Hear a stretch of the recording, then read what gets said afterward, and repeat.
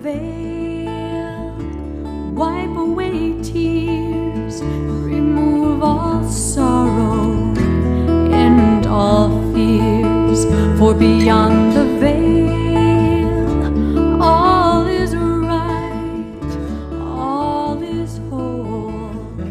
Grant me To my soul. You all sound so good. Yeah. Thank you, sound so good. Now, Tracy, why are you way back there with all these CDs? I didn't know if maybe they were someone else's. Where would you like this? Somewhere. Where I can see your pretty face. Did you have any trouble getting down here? Yes, I'm sorry, I'm late, I had to turn around and go green. On 473, there's still water over there. Well, I was on 473, and I thought, okay, I can handle this low water crossing, this is not a problem. And there was a truck in front of me. And it looked like it wasn't even going up on its tires, but like about this. So I said, I might got a small car. And all of a sudden, part of him disappeared. And I had already committed. And I knew that there was a giant chuck hole. So I didn't know where the chuck hole was because I couldn't see with the water. So I had to get between the chuck hole, wherever it might be, and the very edge where the water was tripping over. And I was going right along the very edge trying to avoid falling into that chuck hole. I made it. I don't know how much I made it, Bobby, because again, you couldn't see it for the water. But I'm telling you, did I pray? Did I pray? Yeah. The truck in front of you At there? the very top of my lungs, did I let it rip? But I made it, and then I was committed, because I didn't want to go back through that. Then I came to another one, but the other one it wasn't, anything. The truck, the guy that was in front of you, he hurt, he swallowed it. No, he went, and he went out. He probably had a bent axle, I don't even know what I'm talking about, because I don't know what axle is. But I was already committed. I mean, when you went there, you could turn around and go back to 46, you know. I wonder how long that one's gonna be down. That was Well, in the people were, I mean, you know, trucks were driving through, but I also have a small car, so. I'm right near my house. It takes me twice as long to get here. But or twice as long to get down to San Antonio. I have to go back 5 miles and then go down. But I won't do it. And everybody else is going through, but I won't do it. It's going fast. I'm not gonna do it. It gives me the creeps. I don't know if I'd do it with a big truck. I just want them to do it. Mel does it all the time with her giant truck. Itchy ear syndrome. Okay, we're gonna start a new deal tonight. I had someone call, got so many calls of so many people in virtual panic attacks. That's it, that's what it is. It's not, I have a situation and I don't, would you help me work my way through it? I don't quite know how to, manage it. No. Panic attacks. And I can understand a panic attack for somebody that has never heard any of these truths or has never walked this walk. I do. Because you don't have anything to, where's your lifeline? You don't have a lifeline that has ever appeared to you. But this particular person has been, and I'm not criticizing at all, it just made me realize that I had to do this tonight. Okay, criticizing. This person has been doing truth, which is, and I do that on purpose,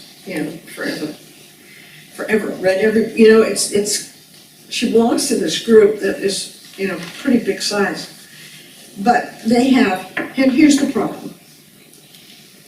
They have, their whole foundation is that we're all one, but they don't realize that we're all one on a spiritual level only. We're definitely not all one when we're not on a spiritual level.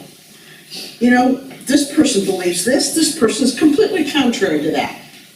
This person doesn't believe anything. This person denies. I just read the Gospel of Thomas. And we're not going to waste time talking about something as stupid as crucifixion, resurrection, and virgin birth. Well, I close that. Because I believe in it. you know? So why would I wanna, I believe in it. And I believe in it because even if I'm gonna do strictly spiritual metaphysical, I believe that you have to die to the mortal in order for the spiritual to resurrect. And so I think it's such a principle, why would not have happened? It's a principle that has to be followed anyway, right? And virgin birth, you know, all the way through the Bible, a virgin is somebody who comes under the covering of just one husband and accepts life from just one source, not multitudes of whatever they happen to hear, you know? Ways the wind blowing. Do you know what I'm saying? Yes. You know what I'm saying? Yeah. Well, this group, because of oneness in their mind, everybody comes in there, and every week they've got somebody saying something different. You know, you go into their bookstore, and it is just loaded with contradictions. They've got Jesus here and Buddha over here, and they've got, you know, I don't care, but then when people get into, I don't care what people do, it's between them and God, but when people get into trouble, they've heard all these truths, that's rattling around in their head. They don't know what fits where to start and what to do. They don't know what to do. They don't know where to begin. They don't know what to do.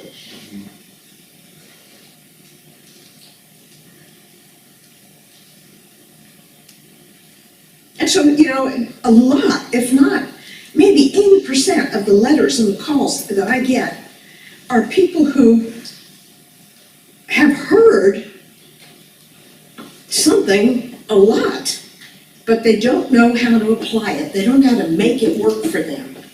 Do you understand that? So we're going to talk about how to heal. What do you do? What do you do when something appears either in your life or in the life of somebody that, you know, is part of your life? And you know that if you do nothing and just follow what you've just heard, you're doomed. Right? Mm-hmm. So what do you do? Anybody want to hear this? Yes. Or do you feel like you already know it? No. Okay.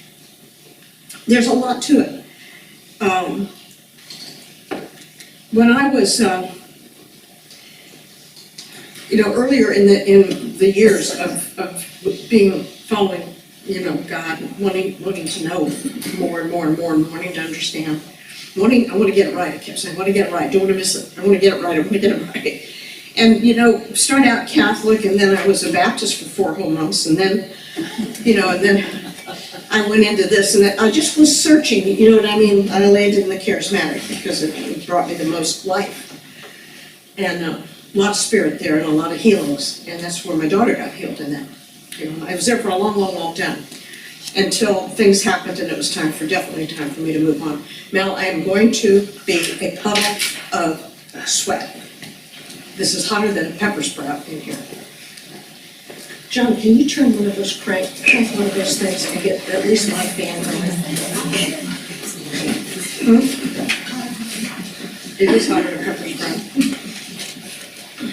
You know, I would read, and I was fortunate enough to be raised in a church which was Catholic that didn't read the Bible, didn't tell us to read the Bible. There was no Bible. There was no Bible in my house. There would have been one in my house anyway, but there was no Bible in my house. I'd never opened one before. The first time I opened one, I was 25. And I recognized, and they told me to read the book of John, and I recognized some of the stories that I had heard the priest say, you know, about what he was going to talk about. And I thought, oh, I've heard this one. Oh, I've heard part of this one. Oh, I've heard that one. It was kind of neat. You know, at least I knew where he got those stories from. But I stayed awake all night, and I read the book of John. And they had me on the first chapter. I mean, it was just stunning, just stunning. And I knew I would never be the same, and I haven't been. But the more I read and I read and I read and I read, and the things that stuck out at me, for me, was that it was giving me a direction on what was being expected of me in this life. And it was clearly that I was supposed to be healing people. And if you read Matthew 10, you guys would say the same thing. Oh, heal the sick. Oh, I get it. Set the captives free. Release those people that are in bondage, you know? And I heard it, and of course, you know, being a nurse, I was kind of into that anyway, so that really appealed to me. The problem was, it didn't tell you how to do it. At least I read and I read and I read and I read, and then I read again and I read again. I read till I memorized it. And it didn't tell me how to do it. It didn't tell me how to do it. And it bothered me. And I prayed all the time. I want to know how you healed all those people. I want to know how you did it. You want me to do it, you tell me to do it. I believe you. I know that's what I'm supposed to be doing. But if you don't tell me how, then how am I supposed to do it? You know, and that went on my little prayer every day. Every day. And one time, and I was not praying it when this happened, but I had prayed it so many times before. The telegraph finally got to heaven. No, just kidding. But anyway, I was sitting there working somebody's program up, and this was way over on Bel Air, where I met you, Barb. Trying to see if there's anybody else I met on Bel Air. Melissa. It was clear, it was way back then.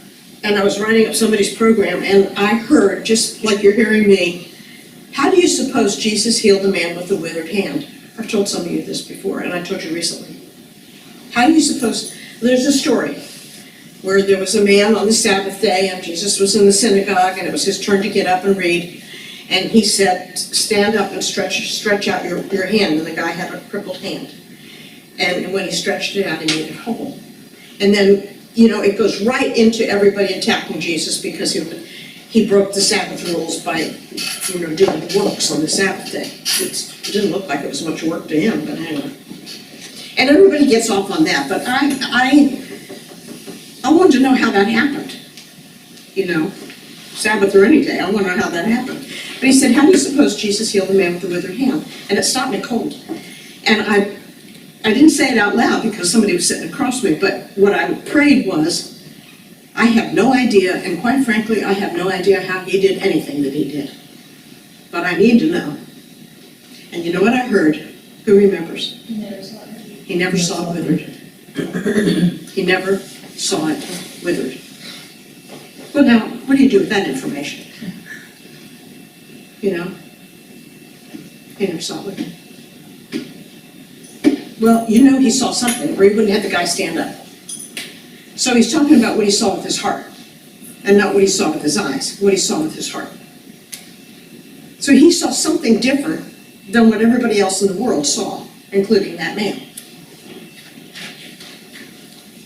But what really got me was, and this just changed my whole life. It's not what you do, Michelle, it's not what you do, it's what you know.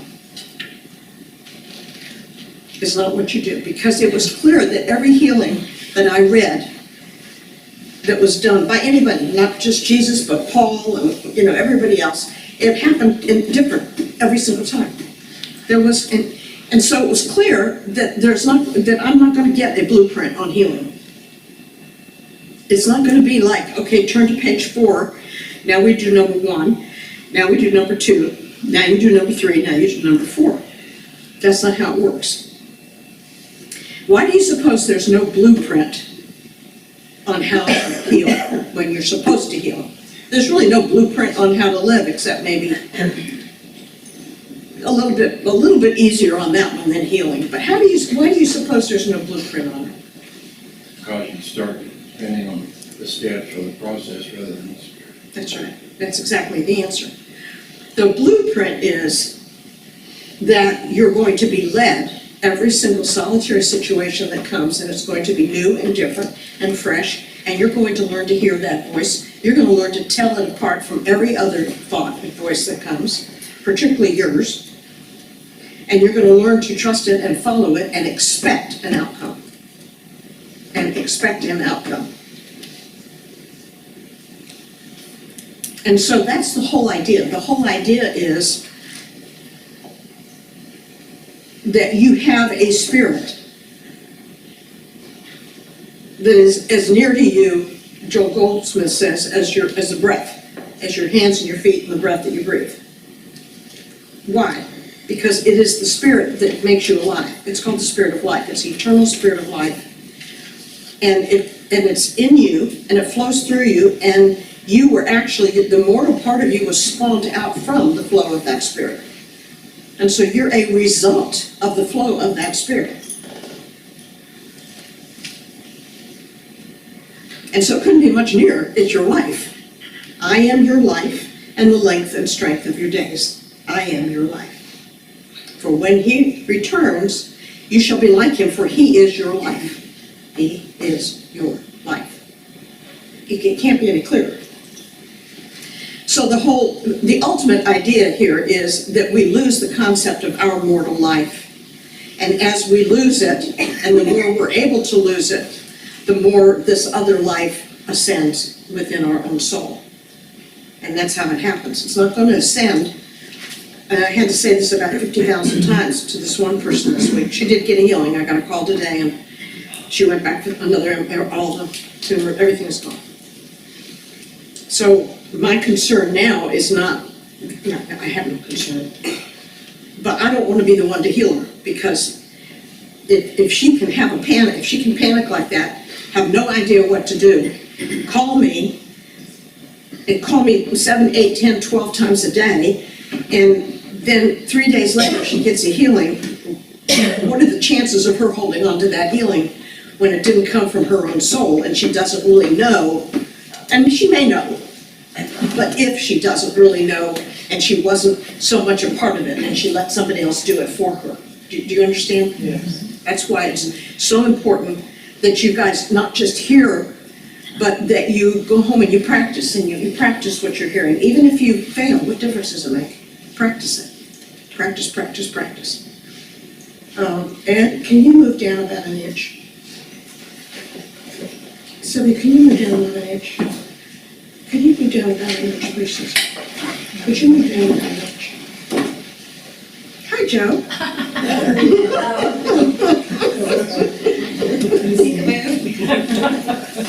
I was going like that, my next curtain. What's wrong with my neck? Okay. So, I think of what is the first thing, now don't tell me some religious, spiritual thing, tell me the truth. What is the first thing that you do or think or whatever when you hear something that is paralyzingly fearful about you or somebody that you love enough to be a part of your life? You pray. How do you pray? This is Darla, people who don't know Darla. Darla used to come every Monday, but they live in Sugar Land, and in the summertime she lives in Canyon Lake, and so we get her in the summer. Anyway, everybody knows Darla. Well, for me, I used to pray immediately, oh God, please help them, please help them.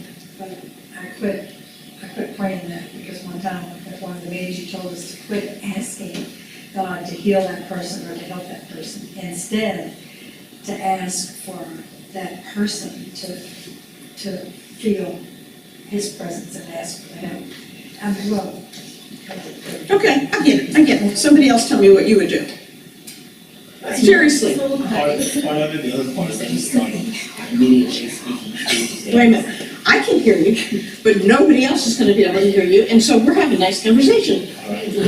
I immediately started speaking truths that I know about God, things that are true. That's what I want to talk to you about. I don't like that. What's yours? Well, it depends. Like if I have fear that comes on me immediately over the situation. Barb, I know that you don't like being near me, but would you sit in the back there? The sun is shining right behind you, and it's like you don't have a face, just a voice. That's kind of scary. I get into, I ask God, I want to see you. I only want to see you. At this moment, I want to see you. And so that's what I do. Okay. Somebody else. I don't panic. You panic. I say no, like, I try to accept it first, try to, yes, it's real, I'll panic. You panic? Yeah. Okay, good, great.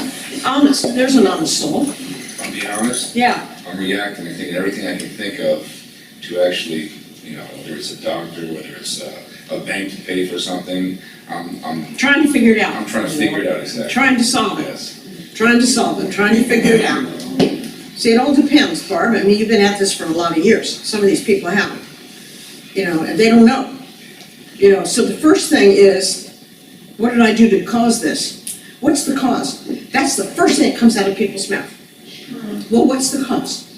Well, let's see. I ate a watermelon. I mean, it's genetic.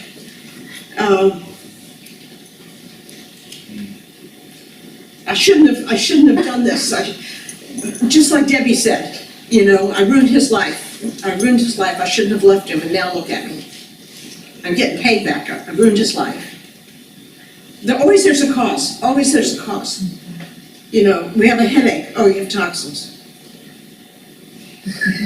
That's fine, but then every time you have toxins, you're gonna have a headache. So at what point are you gonna stop saying, I have a headache because I have toxins, and start saying, this headache has no legitimate right to me. I don't care what's going on. It cannot rule over me like this. Because then you're a victim of a headache every time the toxins rear up their head. Do you understand? I mean, at some point, you've got to stop finding even an obvious cause. Even an obvious cause. You awake? I'm just asking for it, aren't I?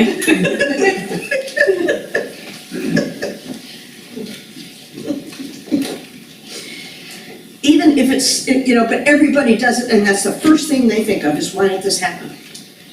Must be because of this, must be because of that, must be, my mother had this, and I hear it all the time.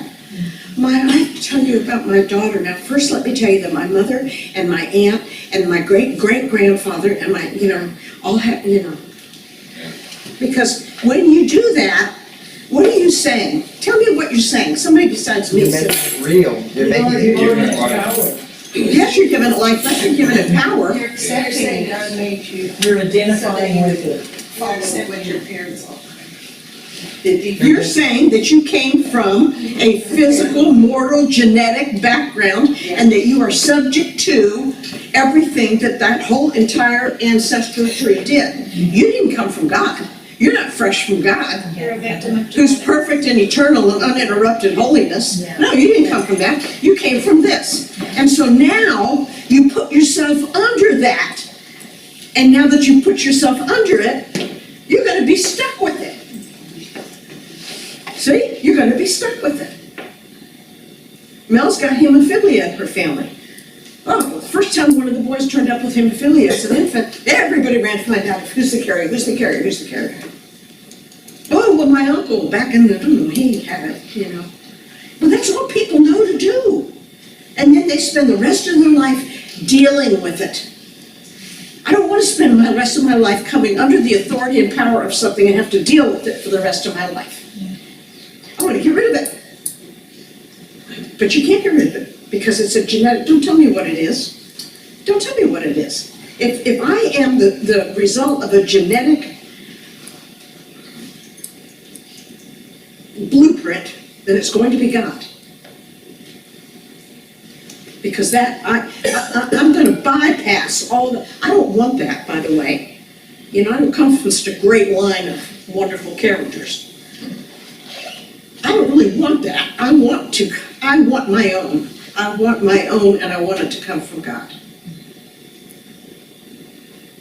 But no, they don't know this. People don't know all these things that we're saying.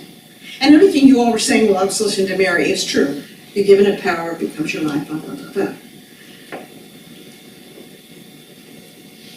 So the first thing is, and boy, did we hear this at the flood, with this flood, did we hear this? Mother Nature and her wrath. The wrath of God.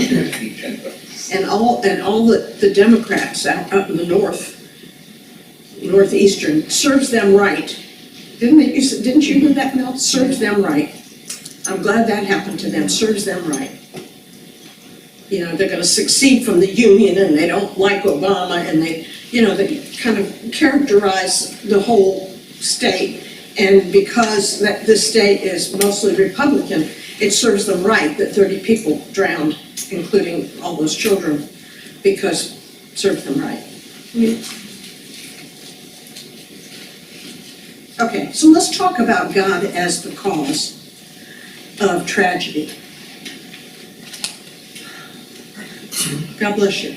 Matter of fact, I just heard Joel Osteen. I love Joel Osteen.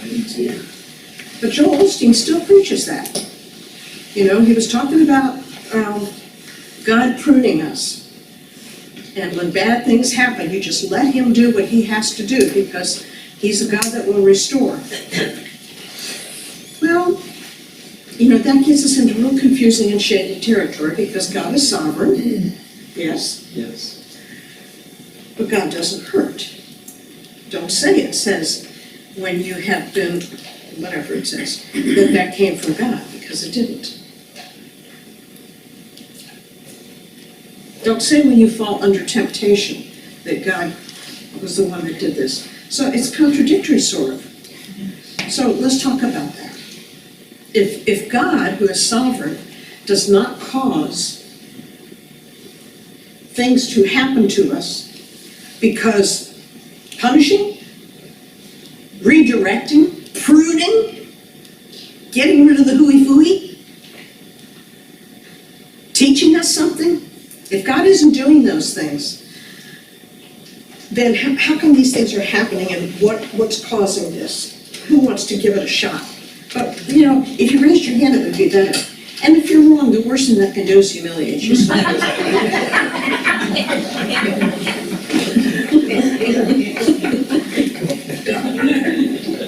Y'all are used to it anyway, it would make any difference. I'll go. Go. It seems like to me that what he was saying is that Loud. when God or the Spirit wants us to release things to him, it may feel like we're hurting or losing or dying, but he really wants to take what we have so he can give us something more and better. But it feels like we're not. And so the suffering is when you don't release it to him? Well, it feels like it is. And maybe that's what he's describing. It may feel like it's not. But I say, here, give me this, because I got something that's for you, but gotta release it to my hand first. No. But what do you think caused it to start with? Having those things that we don't need, or,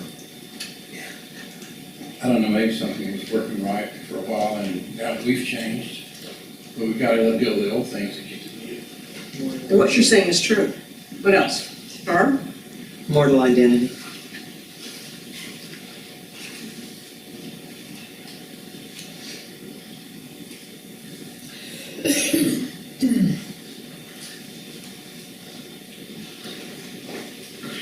You know, I thought I'd never leave medicine as long as I lived, particularly pediatrics. I can't tell you how much I loved it and how much I still miss it. However, I know that there's a much better way. But when I left, I had to leave pediatrics, and I went to Bible college after Laura got healed because I wanted to know how that happened. And I thought that if I went to Bible college, I would learn how it happened. I never learned it there. I learned all about religion. And that was good because then I realized what everybody was believing and how nonsensical it was. But after 3 years, you know, I left that. But in the course of those 3 years, I had this dream. I had the same dream 3 times. And that dream was sitting behind a desk, a very large desk, and people being wheeled in, carried in, hauled in, dragged in, and everybody leaving, and they were healed. Everybody leaving, and they were healed. They were praising God, and they were happy. That was the end of the dream. And I know that I worked in ICU all my life, and I knew that we don't have desks there. People don't come and sit before a desk, so I know, what is this? What does this mean? And then a year later, I had the same exact dream, identical same exact dream, and still no explanation. And the third time, I had the exact dream and no explanation. And I asked for it. So then when I left, I came back to, I came to Dallas, and I worked at Parkland Memorial Children's Medical Center for a while. But I was different, and I don't know when I changed, but I was different. I couldn't do it anymore. I loved those kids more than anything, but I hated what was being done to them, and I couldn't be a part of it. And I don't know, I was different. And that caused me great pain, because I knew I couldn't stay. But I felt like I was abandoning them and I was leaving them, but what they were doing certainly wasn't healing them. I made God promise me that he'd teach me how to heal them. I'll leave and I'll go where you send me if you'll just teach me what to do. And then I came down here and they didn't have an opening in pediatrics and I went into adult and that was it. Then I really bailed out. Oh, I'm gone. I was out. And I needed to feed my kids, which was the absolute only reason that I started the clinic. Because I didn't believe in it. I thought it was nonsense. It didn't make sense to me. I had this medical mind. And it didn't make any sense to me until I read this little bitty book one day and then all of a sudden it made sense to me. But that was incredible suffering to me. The suffering of the change that was happening in my soul. What I loved I couldn't continue doing anymore. And all of a sudden it was all wrong and I had to search for something that was more. And it was like what Ed said, it was something certainly better than what we were doing then and there. So much better. It caused a lot of suffering. Now, was God in that suffering?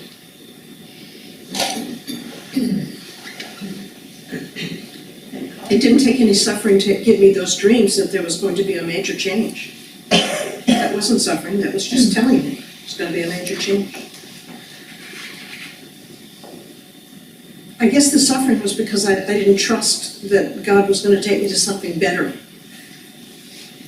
than what I was doing then. Maybe I wasn't surrendering yet. Maybe I couldn't let go. I had to let go, couldn't let go, and that was difficult.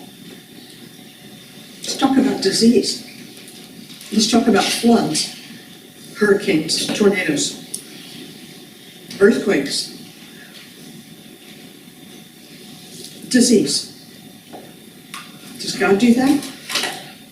If God doesn't do that, why does it happen? Was that if God didn't do it, those 30 people that died from the flood, is that by chance, accident, intentional? I have here, lose the consciousness of chance. But we'll talk about that later. Did God do it? No. Well, then what happened? Is there another power? No. Well, but there is. There is. Everybody believes there's another power. Everybody believes in the power of weather. Everybody believes that storms can destroy. Everybody believes that hurricanes and tornadoes and earthquakes and tidal waves destroy. Everybody believes that these things just can happen to anybody. And so what are they doing? They're setting up another God. Yeah. We're setting up a false God. And when we set up a false God, then we come under the authority and power of that false God until we renounce it. And until we realize I am He and there is none else. I am He and there is none else. Isabella asked me once, Grandma, tell me why people have to get sick. Why do people get sick? Why do they even get sick? And I said, because they think they can. And that's a pretty good answer. Because we set up this God that says, my body governs the condition of my life. And my body is very, very fragile. And who knows what's going to happen when. And so we're back under the law of chance. And we're back under the law of idolatry. My body. God doesn't govern my body. My body governs my life. And here's the worst one. Therefore, I have to walk the walk and do it right. And if I don't take care of this body perfectly, then it's going to fall apart. So now who's in control? Now where's the idolatry shifted? To you. I can honestly tell you there's only two things that God's ever told me about my body. And one, when the only kidney I had left was failing, and I said, tell me what to do. And he said, drink water. I was eating a Baskin-Robbins chocolate chip ice cream cone, driving down the road, and I said, and I knew I was blowing up like a toad, my head was pounding, I was backing up, and I knew I was in trouble. And I had two little girls in the back seat, and I looked in the rearview mirror at them, and I said, God, tell me what to do. I'm all they've got. And he said, drink water. Now, no one ever told me that before. So from then on, I pretended that that water was Coca-Cola. And I got to where I drank the water and just tell myself it was a Coke. And it lasted for about 2 or 3 weeks, and that was the end of it. It was the last Coca-Cola that I would drink. I mean, you give me a sip of a Coca-Cola now, and it's too sweet. It's just too sweet. So I drank water, and I came out of that crisis by drinking the water. That was one thing. I'm trying to think of what the other one was. Oh, walk. Walk. And it was when my back was so bad, and I said, just tell me what to do. And he said, walk. I could hardly move. And I got up and walked, and the more I walked, the better it got. If I hadn't heard it, I wouldn't have done it because it hurt so much to do it. But I heard it, so I did it. And that was the end of it. Those are the only two things. So everything else, I have either dreamed it up myself, put myself under another law, or thought it would probably be good for my body if I did that. Do you understand what I'm saying? I'm not putting anything down. I'm just trying I want us to get real radical. And I want us to look at this. And this is all I want us to look at tonight. I have 25 pages of things on how to heal. And it's really not complicated. But if it's going to be what we know, as opposed to what we do, then we need to review what we know and see where we're opening the door to these things. Do you understand? Yeah. Okay. This is the rule I want you to either write down or remember it. And it's this. It's never what appears that's the problem. It's always, how many gods do we have?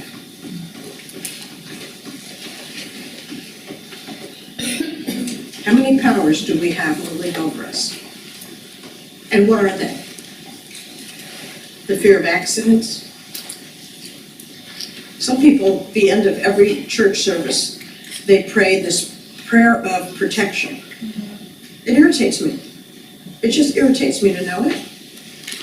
Because you would never pray a prayer of protection consistently like that unless you were afraid that if you didn't pray it, you wouldn't be protected. Protecting from what?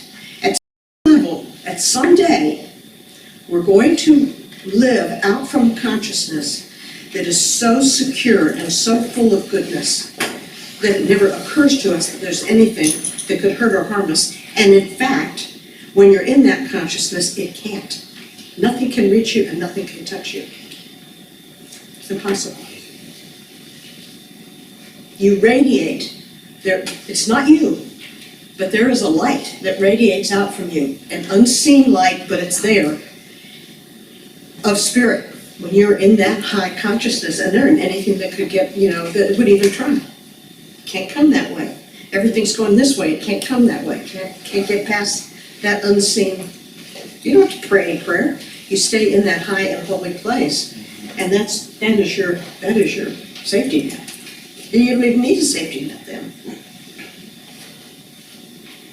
I remember when I've said this to some of you guys, when I was asked to go up to Austin and speak to the Texas Nurses Association. It was a great big huge deal that they had, and I was the last one to speak, and I was supposed to be the keynote speaker. They brought me all these people. I was so sweet. But it was the whole weekend was going to be on AIDS. And so I didn't want to go to it because I didn't want to hear hooey-fooey, listen to all that nonsense. But I did go for 2 people before me so I could kind of get the feel of the place and the audience and what was going on. I kind of stood in the back of the room and listened.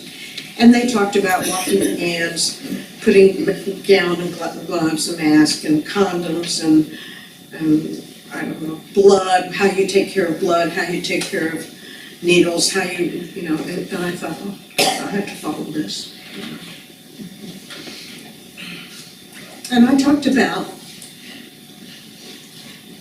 I asked them, when tuberculosis was a great big monster, were you afraid you were going to get TB? I've taken care of a lot of TB patients. I never thought about getting TB. I was just at HEB yesterday and I coughed and some lady said, "Are you okay?" And I looked over and I said, "You know, it might be sounding strange, but it probably is TB. I need to get that checked." I said, "If it's possible to be TB, I'll probably want to get that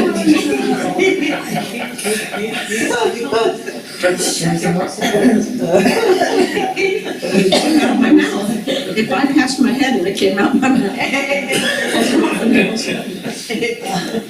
But she was real sweet. She started talking about all her drainage, you know. But anyway, I talked about that, and I talked about leprosy, and people typically used to take care of leprosy when you think about that. People, when we were student nurses, people said cancer was a virus, so, you know, we still took care of everybody that had cancer. We weren't worried about getting the virus. So I said, so what do you think is our best protection against getting sick? I didn't say stop thinking you can, get into a high and holy place. I didn't do that. I tried to stay on a level that they could grasp. And I said, you know, how much compassion do you feel for this person, and how much love do you feel? Because when compassion and love are going out, nothing can come in and nothing can get near you. The minute you start putting a mask on and you start thinking about me and protecting me, now we're thinking about me. So you can walk into a colony of leprosy, and if your heart is filled with compassion, and you know that you are that light, you're the light that has come to overcome the darkness, just by being the light, not by anything you say or do, just by being the light. What do you do when you walk into a dark room and you turn the light on? What happens to the darkness? It's gone. If you are consciously aware that you're the light, and that you know that you've been set there, and you stop thinking of it as leprosy, you think of it as darkness. And that's a huge key. So that's the second one. The first one is, you are not dealing with what appears. You're dealing with a belief, something you're holding on to, something you're believing, something that you've never challenged. You know, like, this could happen to me. Happened to my great-grandmother, you know, or a lot of people get sick. Of course it could happen to me. Why wouldn't it, you know? Roll the dice and I'm next. That's the law of chance.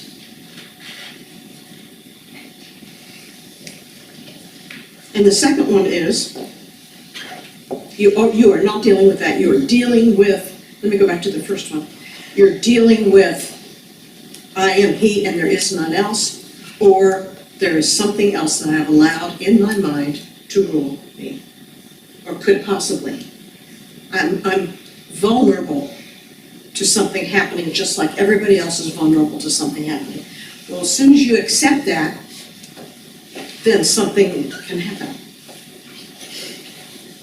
Because you can't be holding a consciousness of being the light, sent to a world of darkness, not to do anything. Nobody's expecting you to do anything. We're expecting you to hold in consciousness. I'm sent here. That's huge. I'm sent here, and I am the light.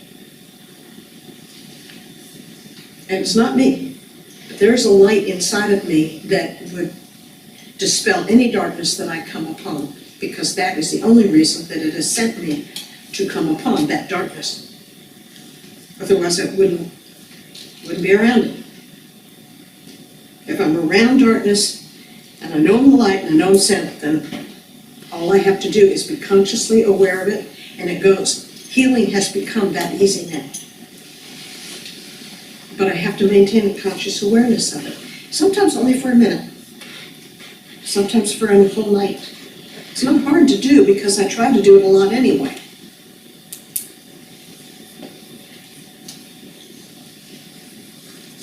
It's way so simple. It's way so simple.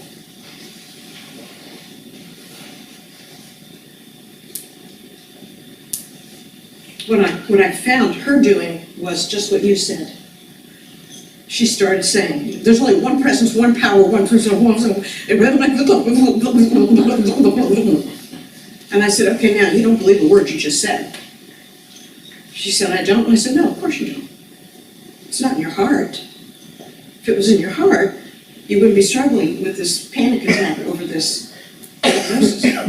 You wouldn't be having a panic attack if you really believed there was only one presence and one power. You didn't believe that. Up here you believe it, down here you don't. Because you've never challenged, you've never stood back and said, what am I believing here? What am I accepting that this could ever even come to challenge me? What have I accepted? Are you with me? Wonder what I've accepted in my mind and in my thoughts. You know, when something happened to me years ago, when I was living out at the lake, I knew immediately what caused it. I was in a tither of resentment. And I had been carrying that thing around like a backpack for, maybe 2-3 years. I didn't know how not to feel the resentment and still be in the presence of what was causing the resentment. I didn't know how to do it. I didn't know how to make it happen. So the first thing I did when I heard what I heard was, my life is not my own.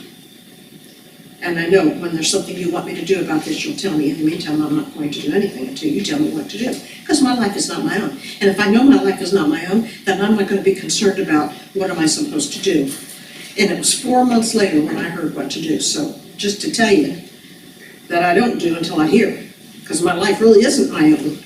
Once I grab hold and I start doing, then I've just lied to myself. I said my life isn't my own, but I don't really believe it. I still feel like there's something I'm supposed to be doing. Do you understand? Anyway, the one thing I did was I renounced that resentment. And I absolutely refused to let it have another foothold in my heart. And I began praying for the person that I was resenting so much. With my teeth gritted, but I did it. I did it because I knew that that's what will offset the resentment, is to follow what it says. Pray for those that despitefully use you, persecute. Pray for the ones that turn the other cheek, go the second mile. Pray. And the more I prayed, the more, I stopped being resentful. And I did. I became very, very peaceful. So sometimes and it's not condemnation, it's what they call a word of knowledge. It's wisdom, it's God. You know that it came from God. Hey, wow, have I held on to this? Do you understand? Now, why would resentment do it? Okay, so now we're going to leave the false gods and all the things that we've allowed to rule over us. And we're going to go to one more thing. I don't want to do too many because then you get too much at one time. And I'm going to tell you, you came from an eternal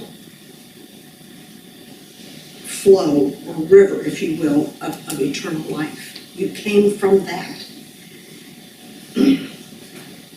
It had no beginning, it has no end, it fills all space, and it's creative, and it creates everything that we see in the visible world, came forth from that.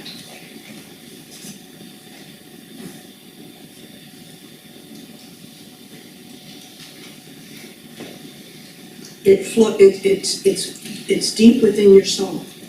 Sometimes so deep that people never do contact it when they are in this mortal existence. But I'm sure at some point in eternity they will. I know that, because it was full of the knowledge of the Lord as the waters cover the sea, and every knee shall bow and every tongue confess. And so I know that at some point, everyone's going to get it. But at any rate, there is a river. And it flows out from you if you allow it, but it flows through you and it gives you life. Without the flow of that river, it is your life. So if the river quit flowing, your life would begin to choke down. Who said that? That's right, it would begin to choke down. I heard it from you. Well, Listening to the CDs. It's true. It's like a hose, like stepping your foot on a hose. Get your body over this way just a little bit. It's like putting your foot on a hose with the water hose going. And if you just put it a little bit, you cut down the flow. But if you step hard on it, you can cut the flow out. And so that's why we talked the last 2-3 weeks about forgiveness and how important it is to forgive, and don't wait for an emotion. Don't wait to feel it. If you wait to feel it, you're crazy. It may never happen. Some things you're not going to feel until you have done it, because you know that in the final analysis, I have to keep this river flowing. I have to pray for this person. This would have not come into my experience except that I am the light to pray for this situation and this person. I must do it. We talked at length about this, but that's the biggest reason that we keep our foot on the hose. You know, you can't get through this life without people doing things to you or to people you love that you don't want to choke them for doing it. You know, there's selfishness, there's self-centeredness, there's a lot of motivating forces that cause people to do the things they do. And sometimes they're very, very hurtful. The minute you start thinking about yourself, you're going to hurt somebody else. The minute you put yourself on the throne, you're going to start hurting somebody else. And not only do people do it to us, we do it to others. The minute we start thinking about ourselves, we hurt somebody. We cause pain.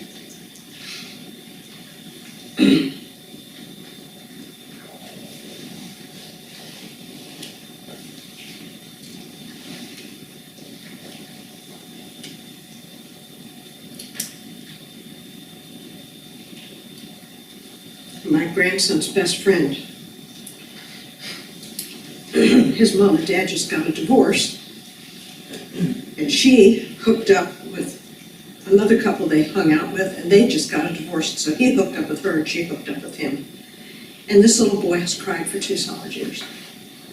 I go to every football game, every tag football.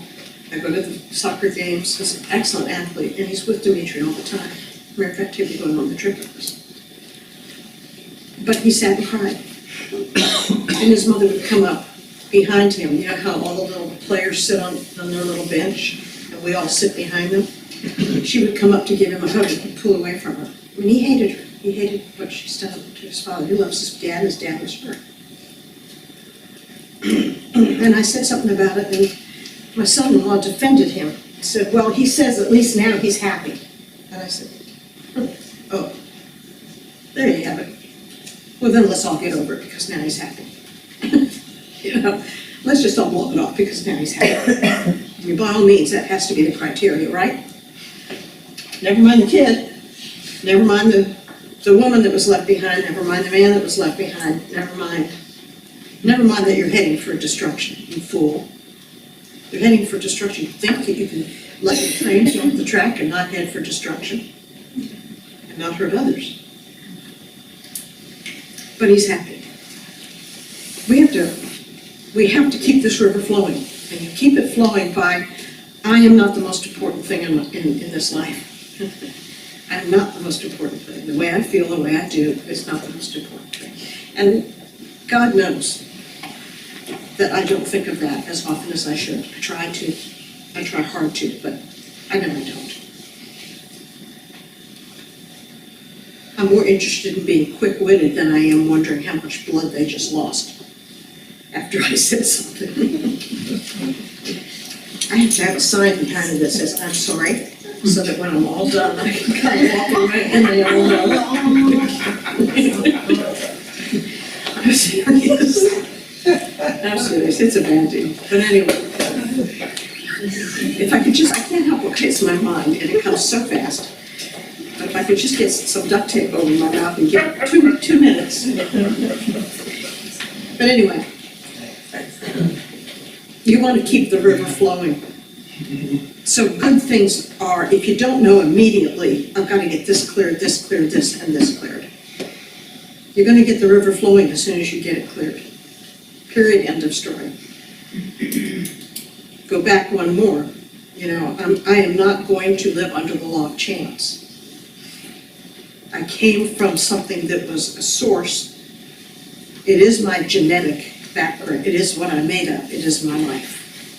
When you consider the characteristics of the Spirit of eternal life that formed me and that flows through me, when you consider the characteristics of it, then you look at yourself and you say, each seed reproduces after its own kind.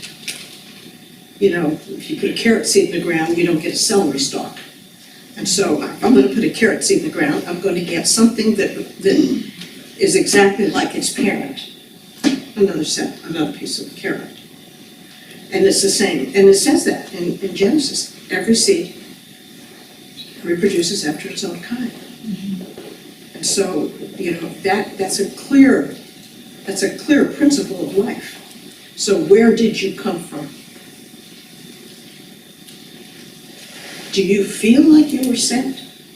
Do you ever feel set aside and very special to God and know that He caused you to appear at this time that His light might shine to dispel darkness in whatever surrounding deal that He's put you in? Do you ever feel that? Yes. Do you feel it? Do you feel it, Mary? Not yet. Do you feel it, Tony? Allie? Darla?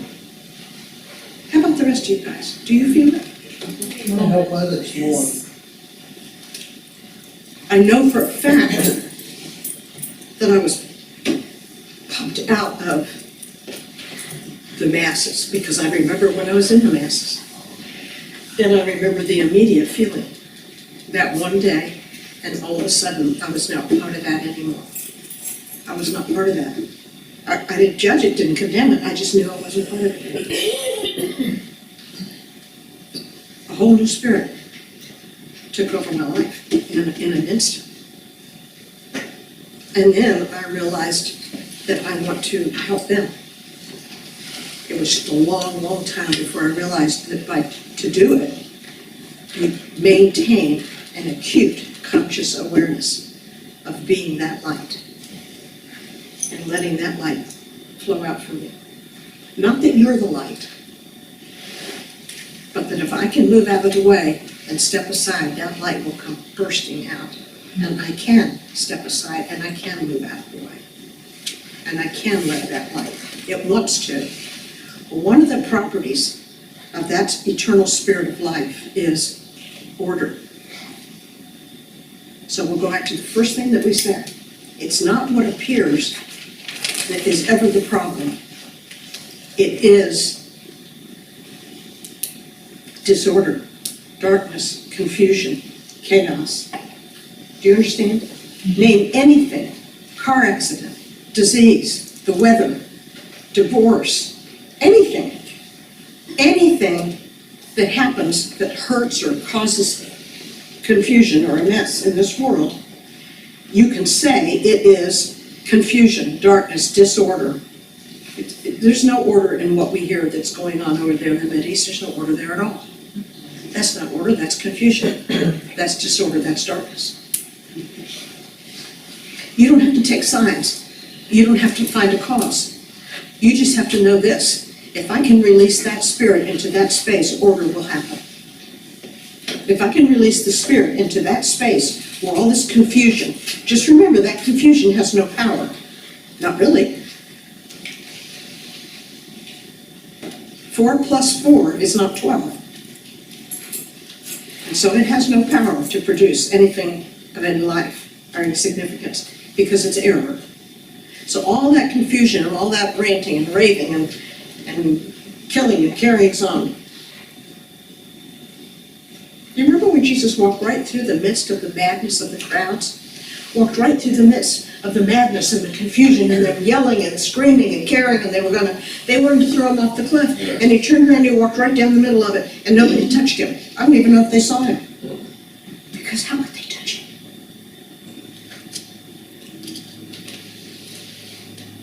Because he was order, and that was the power.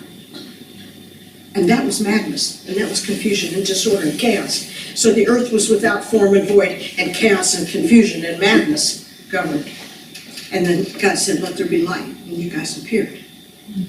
And that's what happens every day, in every situation. the minute you react to it, as though it is a power, as though it can influence and hurt and harm, that's when you have to pull back. There's nothing worse than a panic attack. There's nothing worse for the person that's having it, and there's nothing worse for me trying to get them out of it. I want to go shake them until their back teeth fall out of their mouth, but that's not the answer. But I want them to stop, and I want them to stop right now, because the minute you stop, then order begins to be established. But if you keep dominating the situation with chaos, I tell you this all the time when I was a paramedic, you know, when I come on a scene, if there was one person acting out, I would make one of the EMTs get him out of the way. I don't care who they were, get him out, get him away from me. I have to be able to think. I want to feel the order. I want to feel the presence of God. I want the wisdom, and I want to know what to do. I can't have that influencing. The same in a hospital room. The minute somebody starts, you know how I hate drama. I can't stand drama. Because it tries to say, I'm the power, I'm the power. It gets hold of somebody's heart, and it makes them start screaming and crying and yelling and throwing themselves on the floor and carrying on. And it says, I am the power, I am the power, I am the power, I am the power. You know, and I think about when Jesus went in, that little girl that died, and all the people were mourning and crying and wailing and, you know, carrying on, and he put them all out. He put them all out. He couldn't have them in the same room, meaning consciousness. The room is consciousness in the Bible. He couldn't have them in that same space where he wanted to enter in, bringing order, bringing life. And he made the parents even leave. Everybody left. Get out. And then when he walked in, and he brought the life and the order, he didn't do anything. He just said, come on. That's it.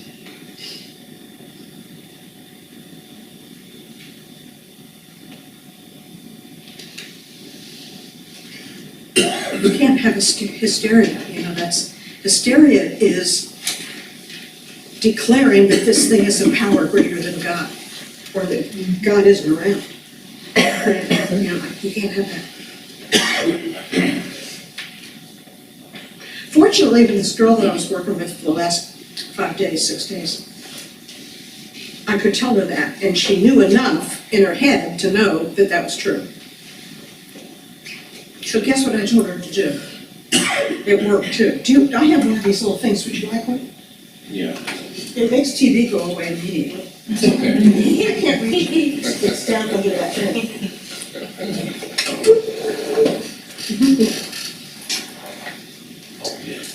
Yeah, so, yeah. Well, guess what what would you tell her to do? The first thing you've got to do is stop that. In any situation, you've got to stop that. You got to get that down. You got to get that down. And you got to get the person off the throne.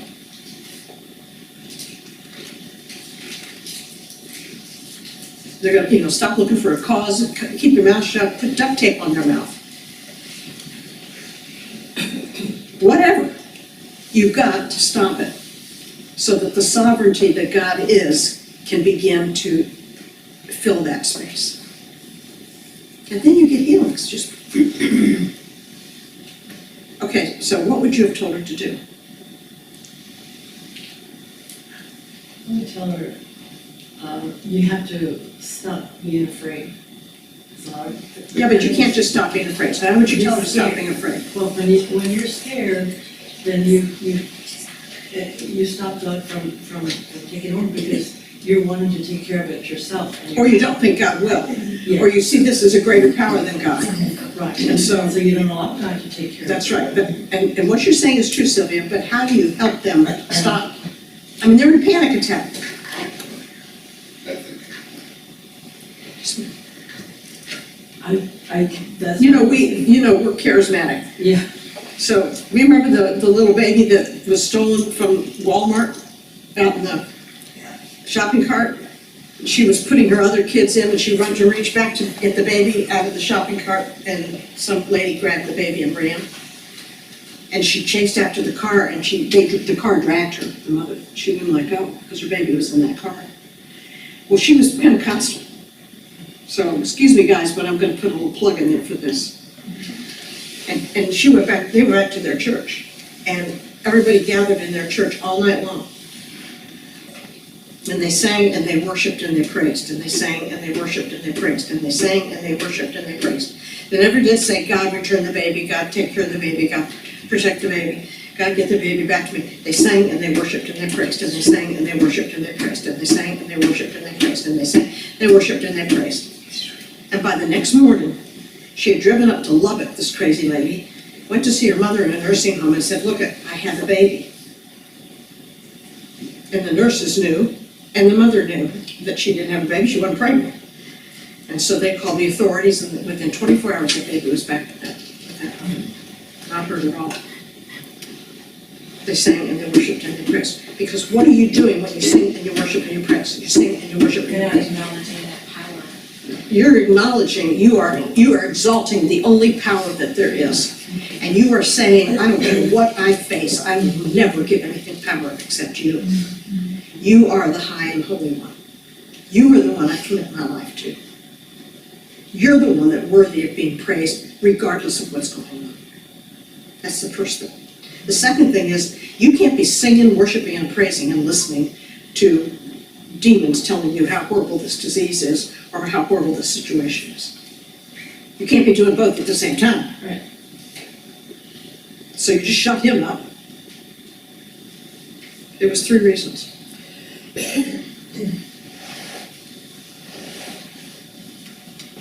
And you release that spirit.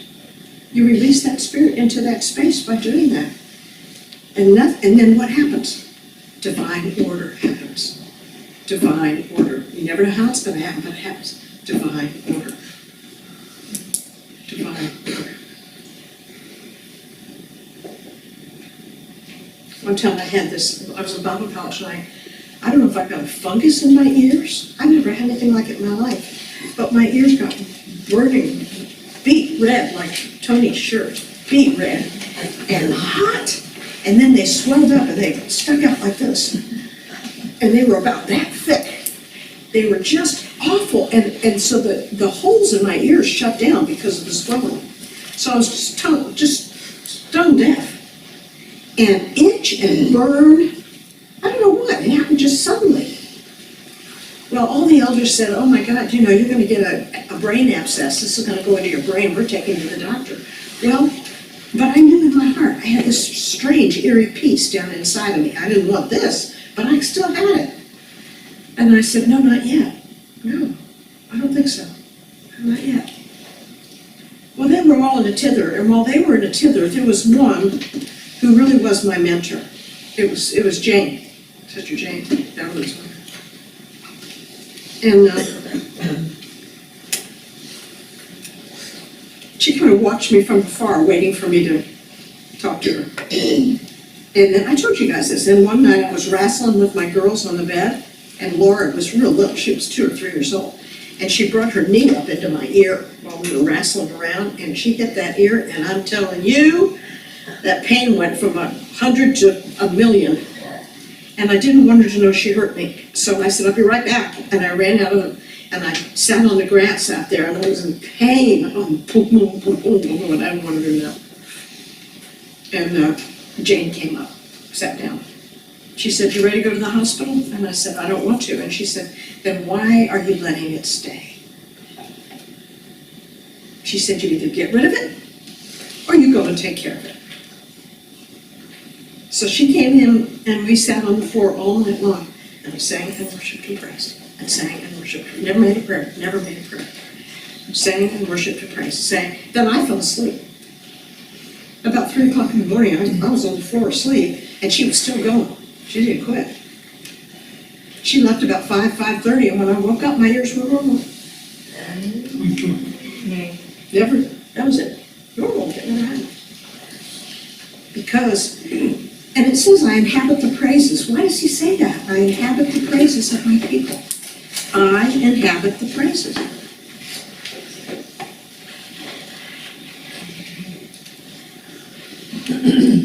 Okay, you've learned a lot tonight. That was just the beginning. The first thing I want you to do is, what am I believing here? What have I exalted? What have I made a power over my life, a potential power over my life? And I'll know by what I'm experiencing. Have I shut down the flow? Did I put my foot on the thing that I shut down the flow? And how can I undo, shut that flow down? And the third is, I said a lot of things tonight. I was trying to stick with just 3. See, there's darkness with the second thing. And then Yeah, see it as, that's right. You are not dealing with what appears. You're dealing with idolatry, unforgiveness. You're dealing with false God. some kind of false god. You're dealing with something that shut the river down or something. You may also be dealing with unforgiveness. That shut the flow down.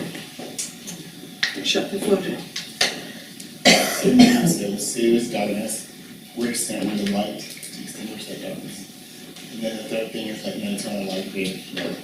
But the first thing I want you to know, You're not dealing with. when you hear the horrible words or when, the storm is coming, and the weatherman's having a heart attack. Sing and worship and praise. Sing and worship and praise. Get the power of goodness and the power of order to superimpose over this picture that people are believing. Don't be thinking about how the winds are doing up there. And if this wind happens and then this one happens and then that causes this, you get all the causes of it. You're gonna get into all the cause and then you're gonna put up with the tragedy. Don't get into, any cause of what's caused something to happen. And that is the hardest thing because immediately, it's hard for Mel and I because as soon as somebody says it, we figure we've got to adjust the program somehow. But then I've always got to say, and that's why I got into trouble with that guy 2 weeks ago. I've always got to say, I'm going to adjust this thing until you come to a place where you say, and I'll still do it, until you come to a place where you say, there really is one power, and I am not going to give power to anything else. I'm going to sing and worship and praise until this thing goes. If it takes me all night tonight, or if it takes me 4 days and 4 nights, I don't care. I want it to go. It has no right to be here. There's no time limit on healing. When I get all my toxins out, I'll be healed. There's no red tape. God doesn't believe in red tape. He doesn't get caught in bureaucracy and red tape. No, he doesn't. So when people start bogging you down out there, well, that's just the way we do it. Well, that's just the way we do it, There's no such thing. There's no such insanity with God.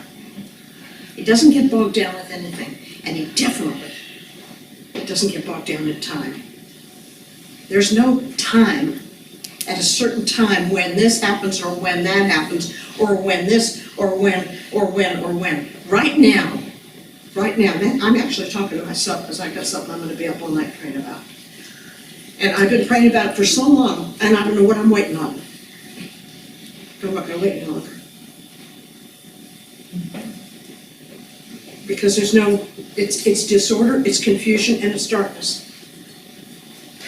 And instead of reacting to it, I choose to let the light shine. Yes? Yes. It's time to go home. Did this help so far? Yes. You can do that. I think I'm gonna. You've proven it very well.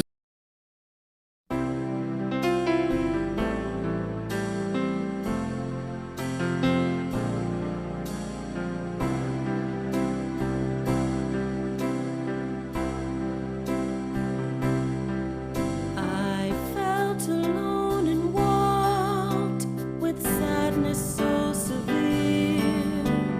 Didn't know what to do, choked back desperate tears.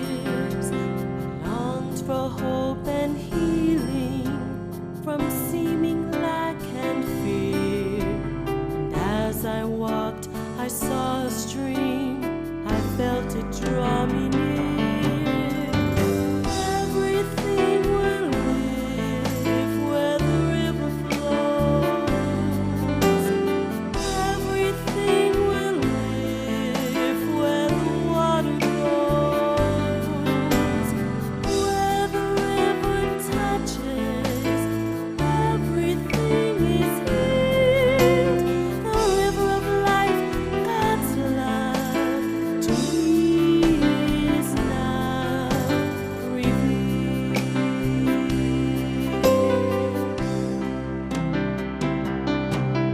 Was it possible I heard the water call my name?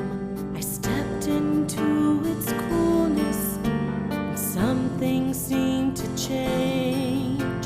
I looked down at the water and much to my surprise, as though it had a purpose, the stream began to rise.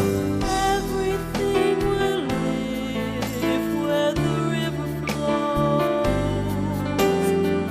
Everything will live where the water goes. Where the river touches, everything is healed. The river of life, God's love to me is now revealed.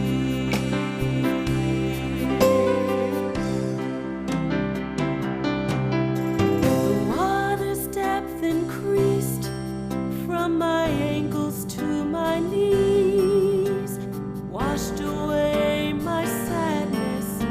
I felt it lovingly.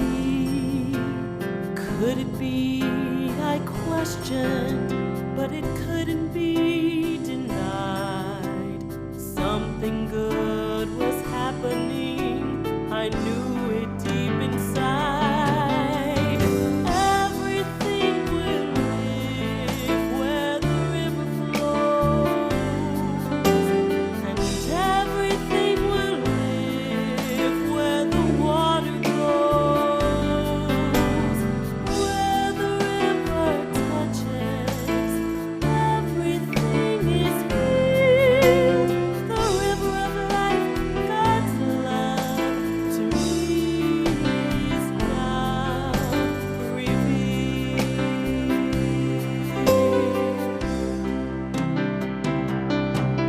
The water flowed faster and wider, too deep to be crossed. I felt myself engulfed and lovingly was tossed by waves of joy and peace. I tumbled and I spun, and so the river carried me as though we both were one. Everything will live where the river flows, and everything will live where the water goes.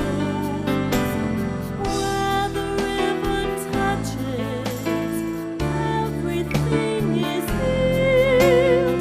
The river of life, God's love to me is now revealed.